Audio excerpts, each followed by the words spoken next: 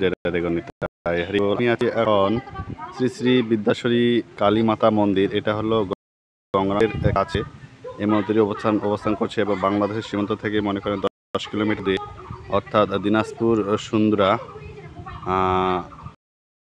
এলাকা থেকে 10 কিলোমিটার দূরে এই মন্দিরটি অবস্থান করছে। বাংলাদেশের গোচণ্ডী আর এই শ্রী মন্দির, এই মন্দির পৌঁছে আগে বাংলা মন্দির পূজা দেখার জন্য আসো, কিন্তু বর্তমানে কঠোর আইন কারণে এদিকে আসা আসি। দর্শন দাম দেখেন অনেক আছে।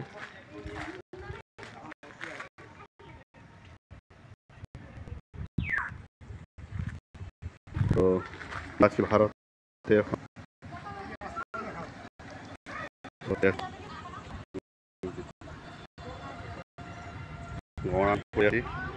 দক্ষিণ দিনাজপুর এটা এরিয়া।